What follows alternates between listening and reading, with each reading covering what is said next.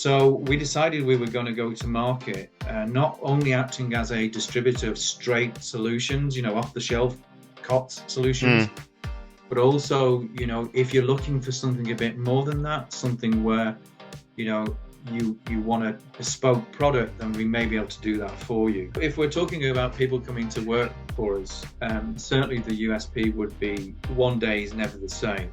They're all different because we're always faced with various engineering challenges throughout those days. Having said that, it's exciting because if you're an out-and-out techie, you get involved with some really, really clever stuff. Good morning and welcome to another edition of Making It Happen, the Sims International podcast. Today I'm joined by Chris Briley from BVM. Good morning, Chris. How are you? Yes, good morning, Graham. I'm very well, thanks. And yourself? Yeah, not too bad. Had a great weekend. So I hope you did too.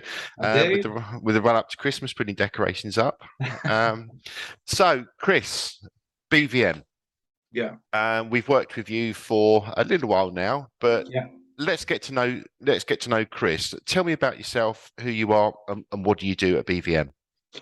Okay, well, first of all, I'm sales and marketing director, mainly sales. I've been with BVM now for about 8 years, and I came to them from Avnet Embedded, where I was with them probably around 11 years.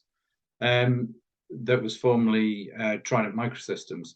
So I've been in the embedded business about 20 years. I came into it in about 2002. Before that, I worked for the likes of Panasonic in a completely different role in GEC when I used to work in process. My background is surface mount. And my actual background is actually mechanical engineering, it's production. But I managed to, when I graduated from university in about 1992, I managed to work for GEC in a sort of electronics-based role. They made intelligent payphones, so it shows how long ago it was. Everyone has a mobile phone now, of course. We do. Yeah. So there you go. So that's my rough sort of potted background. I got into electronics. So coming forward to the present day, I mean, the BVM, they are it's a bit of a complex beast, really. They're a sort of a distributor of standard embedded computing solutions, and they're also a systems integrator and an OEM. BVM started life about 30 years ago, just over in 1989, and it was started by 4 gentlemen, 2 of which are unfortunately no longer around. The guy that now leads us up is our managing director, Rod Clark, and he was one of those people. And he used to work for Vero, and he did the 4 people I just mentioned did a management buyout, and they started BVME, which stood for BICC Vero Microsystems, which got shortened to BVM. That's quite a mouthful. Yeah, exactly. And they started life making and designing and making what's known as mezzanine boards, so VME type boards and PCM boards. And we still actually manufacture some of those today. We still support them for some customers we have in the USA and dotted around Central Europe. They're very, very basic technology. They use processors of about 10 megahertz speed. The old, yes, exactly. The old Motorola 68,000 series. And we produce them because customers still want them. They're very expensive, so therefore they lend themselves to high average sales price items very easily. So when we do make them, we do make quite a bit of profit from them because customers still want them. Yeah. If you don't mind me asking, Chris, what sort of applications would they find themselves in? Really strange ones. The one I particularly remember is the one in the USA, and they make machines to engrave pens. So if you want a pen with a personal message on, or your company details on, for corporate giveaways, they make the machines that do that engraving process. So they're very, very simplistic kind of processes that these things go into, but nevertheless, customers want them keeping alive, so we still do them. So that's one side of the business, and that's a very small part now, as you can imagine. Mm. Supporting legacy products is becoming more and more difficult as devices go end of life. The main part of our business, and this is where BVM really did start life as a distributor, is uh, distributing for some of the more larger OEMs that are based in Taiwan, people like DFI, Mm. Axiom Tech, IAI. Yeah, some big names there. Yeah, so we distribute their standard motherboard solutions, and then a growing part of our business and something that's become more predominant in BVM's business is us acting as, in some cases, and actually ODM for some customers that have come to us that want very specialist solutions that generally start out around a discussion on an embedded motherboard, and then kind of spread out from there with other peripheral devices, embedded type devices Mm. being added into the mix, and then maybe us doing a full custom manufactured build, including the operating system, which again can be very tailored and Mm. bespoke to what they need, and then packaged up and shipped out to them. So BVM's business isn't straightforward, but if you want to sort of kind of boil it down, everything starts, the conversation always starts from the embedded computing side, and Mm. then it kind of starts and spreads out from there. Yeah, so that's really where your DNA lies within embedded computing. And as It you does. say, Yeah. breaking your company down, you're really in like embedded displays, industrial PC, and print. Would that be a fair assumption? Yeah, the printer side of things is a very odd, and there's a funny story to it. We never had any intentions to go into distributing thermal printers. What happened was a very good friend of mine, Colin Coote, who now works for us, came to us back in 2017, and he had been made redundant from his company, and came to us and said, "I've got this great idea. How would BVM like to distribute thermal That printers?" So that's that's how great ideas start out. Somebody I coming to you and know, having a conversation. yeah, exactly. And we said, "But we don't know anything about thermal printers. It's not our business, and it's not really what we was looking to Mm. do." And he said, "No, but I do." And he used to work for Seiko, as in the watch people. But Hmm. part of Seiko's business is thermal printing. And we said, "Okay, well, yeah, okay, we'll try it out. If it falls flat, then we'll probably employ you in some other way and integrate you into our embedded computing business." And it just took off. He had a very good customer base from his old days at his previous company. A lot of those customers transferred over to us because they wanted a different way of maybe going to business, and it just grew from there. Mm. So it's a bit of an oddity, and we kind of run it separately from the computing business. It really isn't related as such, and the two kind of businesses don't really cross over. We don't sell embedded computers into the printing business, and we don't really sell printers into our embedded computing people. Mm. Very, very rarely do they cross over. Yeah, so as I say, your company DNA is in your embedded PCs. Then we have the kind of print side. What made the company diversify into other areas? Was it through customer requirements and demand, or was it gaps in the market, or just a natural company evolution? That's a really good question, Graham. BVM had kind of always had those business skills in the background, those on-board skills, in Mm. manufacturing and good electronics hardware engineers, but never really utilized them. So when they took me on 8 years ago, it really was because my background was kind of in that. They took me on to sort of say, "Well, can you do anything with our business?" And when I looked, I said, "Look, you've got all the attributes. In fact, you've got attributes that a lot of actual people in the same businesses don't have. They don't have Mm. a manufacturing area or production area. They don't have, hardware PCB designers on board. That's a big outlay Mm. for businesses to make, and you're not really making the most of it." So what we decided to do from that sort of point was try and build that side of the business up, bearing in mind we'd taken people on, we're employing people to do that. But a lot of the time they were actually doing nothing. They were kind of twiddling the fingers, and we were doing small batch builds for customers, but nothing really heavy, Mm. nothing big. So we decided we were going to go to market, not only acting as a distributor of straight solutions, off the shelf COTS solutions, Mm. but also, if you're looking for something a bit more than that, something where, you want a bespoke product, then we may be able to do that for you. Now, why it's grown, I mean, there's a number of theories we have on this. 20 years ago, when I came into the embedded business, the embedded arena, Triton Microsystems, that was kind of also Trident's route to market, or just one of them. They also sold embedded computers, displays, embedded Microsoft. And the message was from top down was, you need to go into customers and do a bit more than that. You need to try and sell them a full solution where we make it for them. Well, at that time, Graham, probably a lot of customers, majority of them said, that's great, but we kind of already have those skills on board ourselves. So you Mm. just sell us the components and we'll do the clever bits. 20 years later, well, our theory is that some of those skills may well now be missing from customers. If you look at maybe what's coming out of the universities, the difficult degrees, typically engineering bias degrees, whether that's mechanical, software, electronics, you name it, they're not easy degrees to do. Students may be taking other paths, maybe into banking, finance, whatever. And also, of course, you had the effect of the pandemic over the last couple of years. Yeah. We have seen some customers lose staff. And so all in all, we kind of think, well, maybe some of those skills now are missing from customers. So they're coming to us and saying, look, we do need something special. We maybe don't have those skills on board.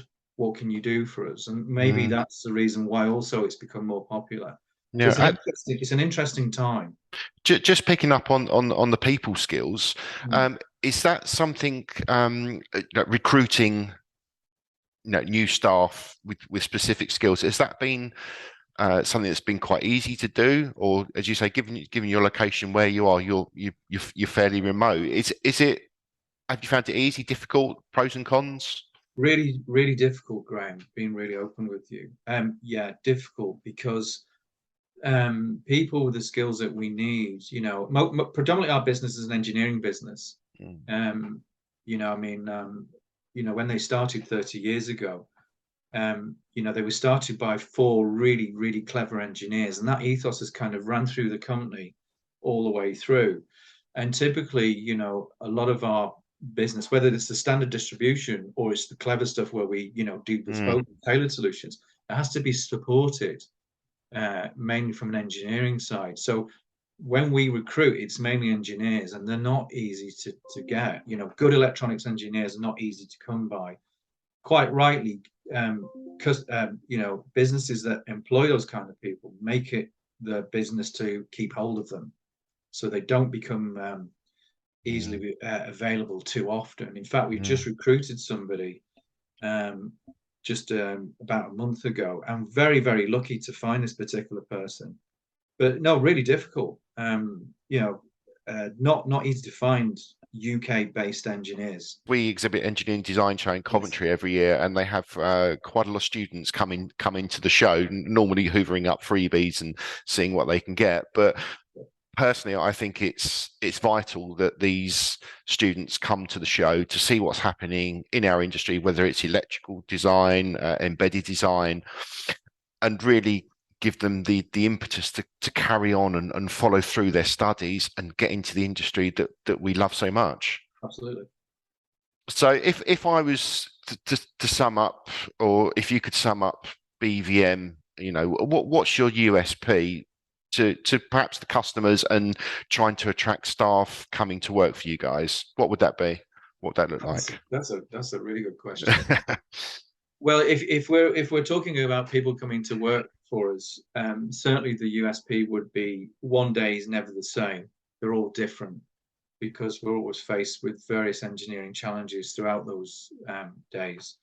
Having said that, it's exciting because if you're an out-and-out techie, you get involved with some really, really clever stuff. It's not like that all the time. There's some mundane stuff that needs doing as well. Of course. We just basically, some very basic configuration builds for customers, just adding memory and storage and maybe a standard operating system. So it's not always exciting, clever techie type stuff, but a lot of the time it is.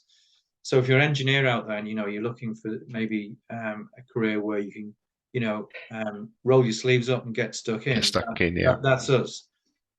From a customer side of things, well, I think our USP really is we're a small company. There's only about 15 of us.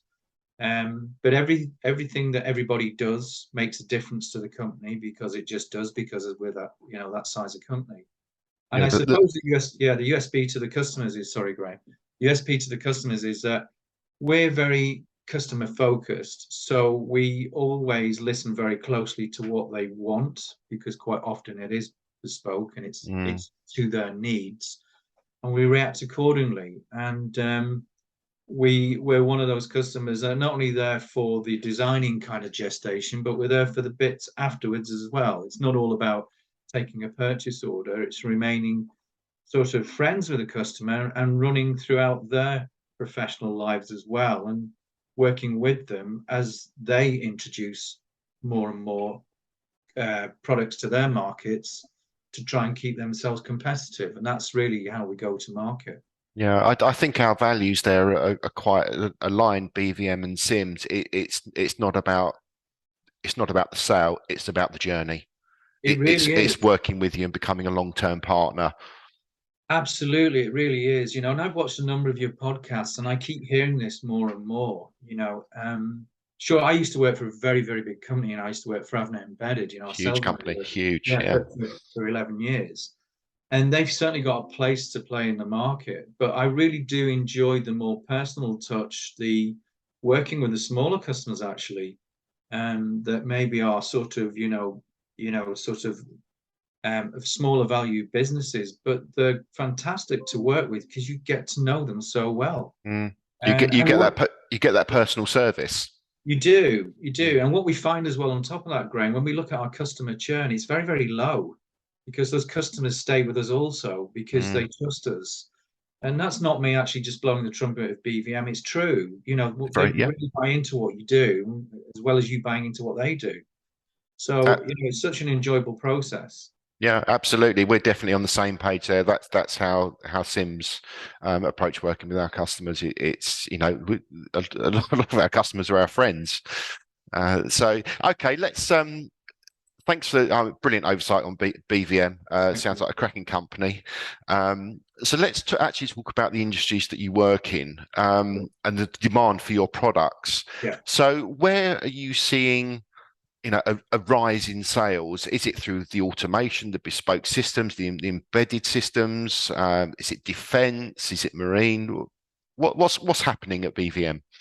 Okay, well, this is a question that comes up quite often through the OEMs that we work with in Taiwan, and they of course are very focused on vertical markets. Mm, What we say we don't actually specifically aim for any particular vertical markets. There is true that some vertical markets like medical, defense, transportation, they do command some very good sales numbers because typically they're looking for solutions that are high in value because there's some, they have to be around a long time or they have to work in some very harsh environments, which demands a product that is tough and going to be high in value.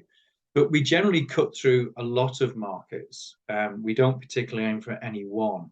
What we find is because of the specialist services that we do provide, some of those markets come looking for us because they need us, they need somebody that can support what they're trying to do. Now, if we're talking about any specific markets that we do well in, I mean, looking at our numbers and how they split down, we do really well in medical, although we are kind of led by one particular customer in the main. But we do well in transportation, we do well in defense, and particularly in surveillance kind of products in surveillance, which is completely different from, should we mm, say, standard say kind of surveillance and security kind of products. And then just general, as it is termed, industrial automation. mm, Our leading sector would be medical because of that one customer, which kind of skews the figures a bit. But if you drop down from that, our main bread and butter comes from general industrial automation applications. mm. So, given the widespread of industries that you work with, you obviously work with a lot of different suppliers. So, how important for you as an SME is getting the right partner for your business? What are the key attributes you look for in a supplier? That's again, it's a really good question, Graham, because the world has changed a lot. When I came into this business 20 years ago, you had to sign up to supplier agreements, and you had to declare what you was going to do each quarter, and you'd have quarterly business reviews with those suppliers. 20 years later, that the world's a different place, and literally they're coming out of the woodwork at you to say, will you sign up to us? Will you distribute our products? Will you put them on the website? Will you do social media releases? And there's no pre-agreements at all. They'll literally sell anything to you because everybody's trying to make a buck or two. So we're quite not guarded, but we're quite judgmental about now who we work with, because we do have a number of suppliers we've worked with for a very long time. Again, they're partners to us, known them a long time, and have a certain respect. They also have competitors that would like to work with us, and we kind of have to push back a bit. I mean, the ideal supplier to us is one that has a good track record, got really good FAE support in the background. Crucial. Because I mean, particularly nowadays, I mean, just more and more, stuff like engineers that are talking to us are basing their systems on things like Android. Now, we don't really have anybody on board that supports Android. We're very good on Windows Embedded and even Linux. Not yet, though. Not yet. Yeah, exactly. Not yet. But so we're looking for that kind of support from our kind of supply chain, and just ones, when we come to them and say, look, we've got this customer, this is what they're looking to do. What's your thoughts on this? Two-way kind of process sort of stuff. Not one that's just going to sell as a product and just stop there and say, well, sorry, that's it. That's where it begins and ends.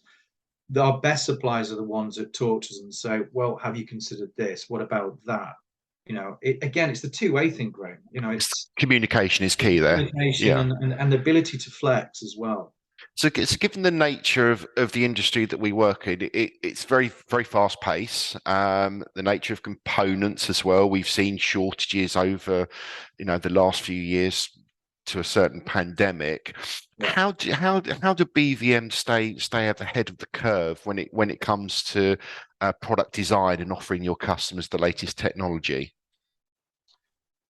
Well, again, it is a lot through the suppliers. I mean, obviously, you just mentioned it there, Graham. It's been really difficult 2 years regards to the supply chain, the lead times extending out. But some of the suppliers that we work with, they pull rabbits out of the hat. Really, really have done a great job in working with us. And it goes back to your previous question about what are we looking for in our supply chain? That's exactly it. I was looking at our figures last week, Graham, and we're going to probably have the best year that we've had by the end of next April, which is the end of our financial year, that we've had in our 30-year existence. And that's a lot down to the supply chain. And it's that supply chain, coming back to your question of now, that's keeping us ahead of the market, because some of the products they're bringing through, particularly now with advents in, I guess, stuff around IoT and AI, IoT, things becoming faster regards to communication speed. Those supply chain are keeping us ahead of the game when it comes to products of that ilk. So we're keeping ahead of the market because of the people we work with, basically. Good, and the relationships that have evolved over time as well. That's really good to hear. So flipping it on the other side, from your customer's perspective, is there a much stronger demand, wanting products a lot quicker, demanding lead times? Do you carry stock on the shelf, or is everything bespoke? Bit of a two-part question there. Yeah, sure. We do carry stuff on the shelves, and particularly what we try to do is, when we're doing designs, is try to design in common products, so therefore we're buying more of it. That makes things, from an economic point of view, more commercially attractive for us to do that. But we do stock stuff on the shelves because that's what customers demand. I guess the problem we have, or one of the most difficult things to manage, is that because we work with a number of OEMs who have a huge portfolios of products, some of those OEMs I mentioned a few moments ago, keeping every product would be nigh impossible to do. It's a balancing act. Yes, and coming back to your question about do they want things faster? Well, even in the current times, yes, they do.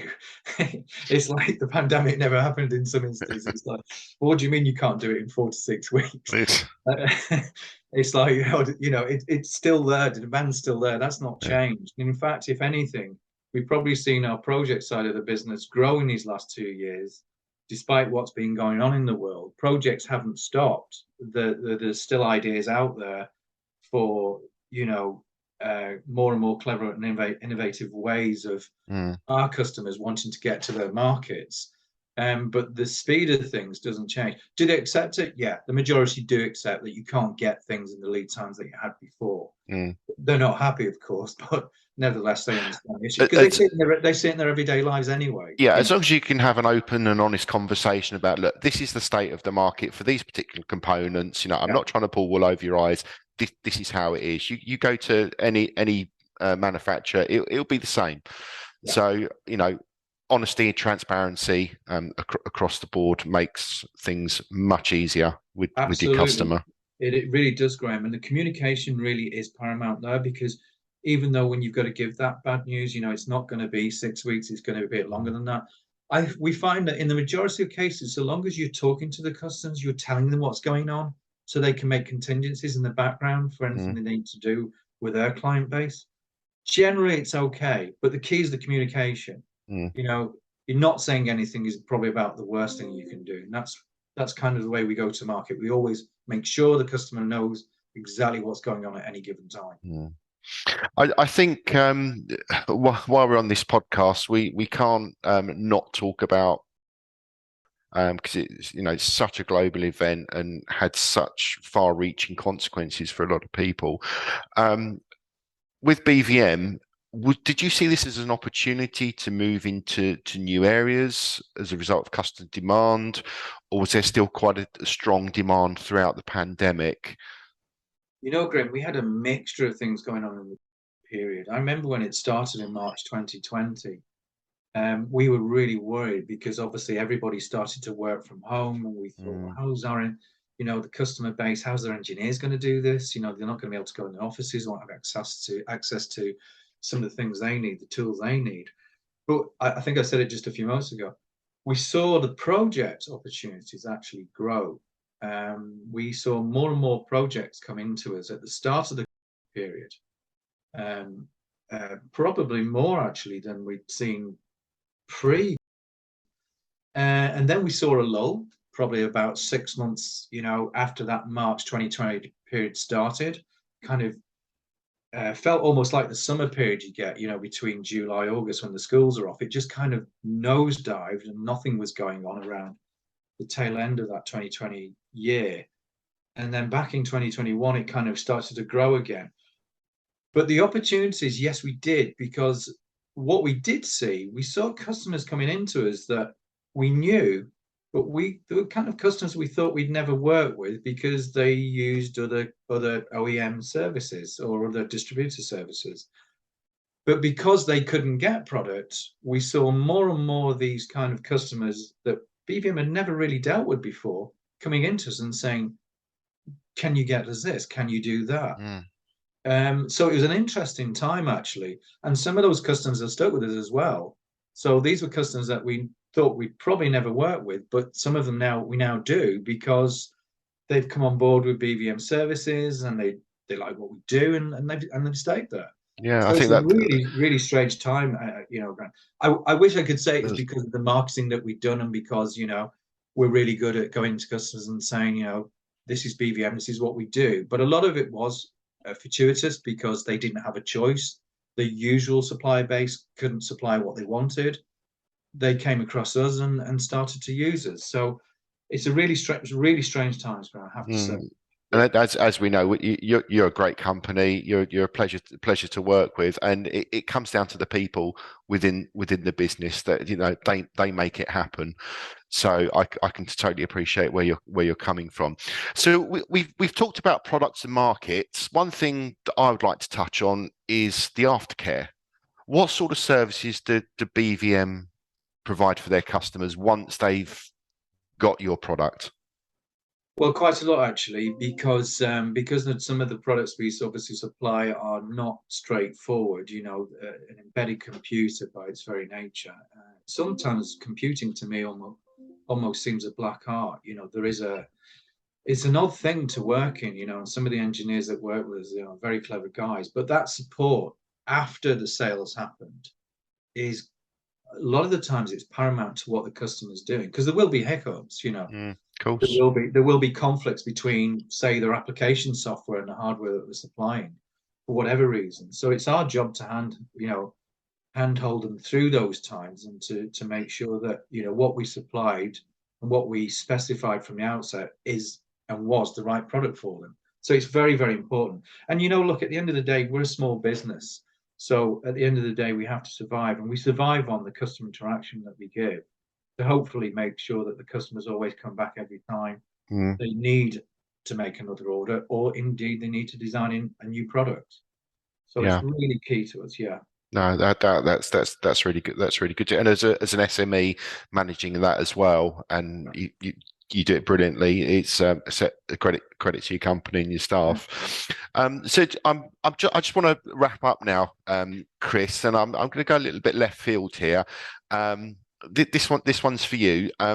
What's the funniest thing that sticks in your mind since working at BVM? Go, I'm putting you on the spot now. No, you're not really, because Oh, are there too many to mention then? no, no, there's not that many. But probably the funniest thing that have happened to me, having worked in sales for a long time. I mean, I went into sales with Panasonic back in '95, which is when my first proper sales engineer's job. And when I went to work for Panasonic and other companies after that, one of the things was, of course, was making sure that you was always visible to the customers, because at the end of the day, you're sales, aren't you? You've got to Yep. be. Absolutely. So the laptop, the mobile phone, the car, everything that goes with it. Was it a big brick mobile phone back in the olden days? Thanks, Graham. I had one. Yeah, exactly. So yeah, it wasn't quite that bad. It wasn't far off it. So when I came to work for BVM 8 years ago, I joined them, and I remember going for my interview actually at BVM, and the first story is that I went to see Rod Clark, who's our managing director, and I was in his office and I had an interview. Halfway through the interview, I needed a nature break, so I said, "Oh, Rod, can you tell me where your toilets are? I just need to, pop along and use them." And he said, "Yeah, sure, just down there, blah, blah." Well, I know the background to your company, your CEO, Andrew. I think he was an ex-dairy farmer. He was, yes, Right. yes. Okay. So BVM's old offices at Hedge End, it was a dairy, and consequently, it was a myriad of passageways where the cows obviously used to go. So of course, I got lost on the way back to his office. So that was one thing. I thought, I'm doomed. So that was one thing. Anyway, long story short, I got the job because Good. they wanted a sales director on board, and that's what their accountant advised at the time. Wanted somebody to increase sales, to do different things with some of the skills base they had on board that they hadn't previously. So I started, and I remember one of the administrators there said to me, "Have you had your business cards done yet?" And I said, "No, no, actually, they do. They need doing. Will you be able to get them done for me?" And she said, "Yeah, yeah, absolutely, no problems at all. Just give me the layout of what you need, and I'll get them done from our printers." So I did exactly that. And the next day she came back to us and she said, "Oh, your business cards." And I said, "Yeah, yeah, what, ready already?" And she said, "No, no, no, I'm just, getting the layout ready." She said, "You put your mobile number down here." And I said, "Yeah, that's right. Yeah, why? Is there a problem with it? Is it wrong?" And she said, "No, no, it's the right mobile number.